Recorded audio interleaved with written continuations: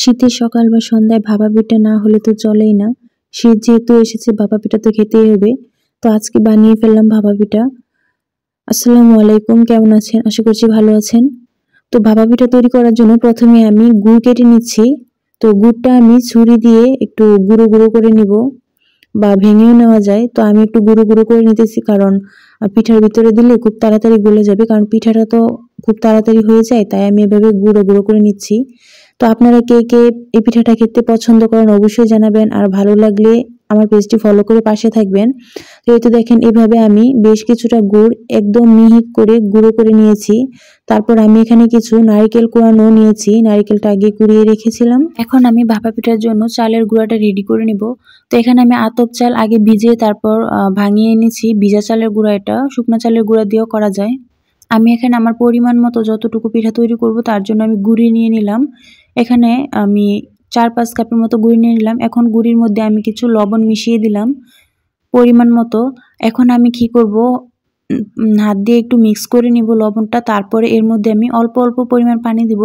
এটা একদম ঠান্ডা পানি, কোনো গরম পানি দেওয়ার প্রয়োজন নেই। তো এখানে আমি দেখেন এই যে কিভাবে দিচ্ছি, অল্প অল্প পরিমাণ পানি দিয়ে তারপর হাত দিয়ে গুঁড়িটা একদম মেখে মেখে নিচ্ছি। বেশি পানি দিলে তো একবারে হয়ে যাবে, তাহলে হবে না।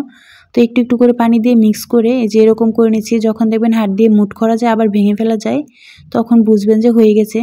এখন আমি একটা মশারি দিয়ে, নতুন মশারি আর কি, আমি কেটে নিয়েছি।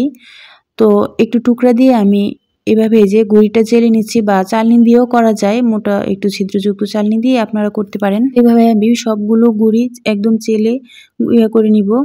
তো এই গুঁড়িটা রেডি করা যদি ভালো হয় আর পিঠাটা অনেক সফট হয়, তাহলে খেতে ভালো লাগবে। গুঁড়িটার জন্য পিঠাটা সফট হয়। তো এখানে আমি কিছু পানি নিয়ে নিলাম, তার উপরে আমি পিঠার একটা ওই যে কি বলে মাটির ওটা দিয়ে নিলাম ছিদ্রযুক্ত, যাতে করে ভাপটা উপরে উঠে। আর সাইড দিয়ে আমি একটু আটা দিয়ে সিল করে দিলাম, যাতে একদিক দিয়েই ভাপটা উঠে।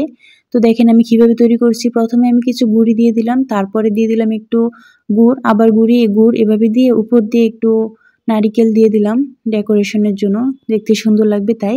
তো এখন আমি আরেকটু মশারির টুকরা নিয়েছি। এখন এই যে এটার উপরে দিয়ে এইভাবে মুড়িয়ে পানিটা একদম বলক চলে আসলে আমি এর মধ্যে দিয়ে উপরের বাটিটা তুলে নেব।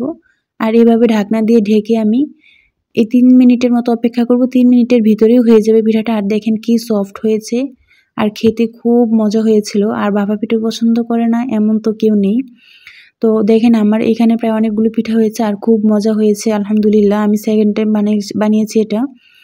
তো ভিডিওটি কেমন লাগলো অবশ্যই জানাবেন, আশা করছি ভালো লাগবে। আর যদি ভালো লাগে অবশ্যই লাইক কমেন্ট করে পাশে থাকবেন। তো আজ এই